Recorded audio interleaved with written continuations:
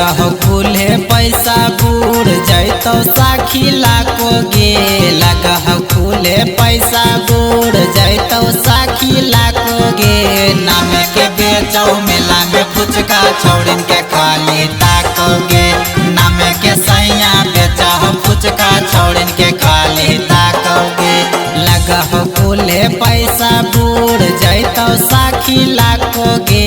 लगह कुल्हे पैसा बूढ़ जैतो साखी लाकोगे। नाम के बेचौ मेला में फुचका छोड़िन के खाली ताकोगे।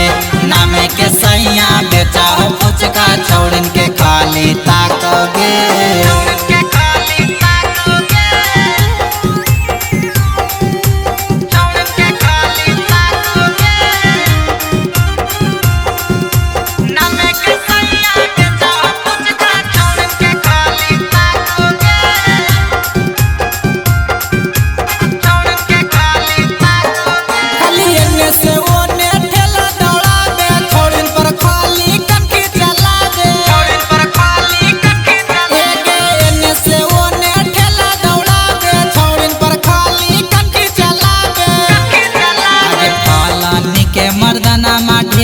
पैसा कमैले लाकोगे।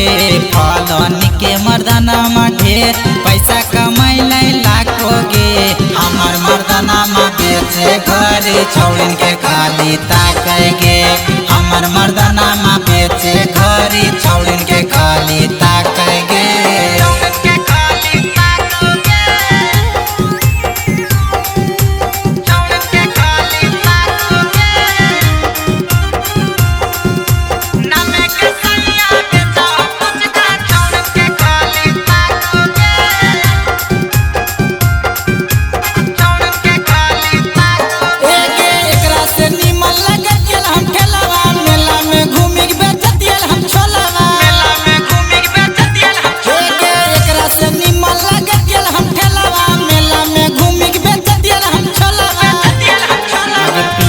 भूषण राजा लगो हको बकल लगे। एकरा से नीमन छोटा का देवारा डबलू हकोगे। नाम के बेचौ मेला में फुचका छोड़िन के खाली ताकोगे। नाम के सैया बेचा फुचका छोड़िन के खाली ताकोगे।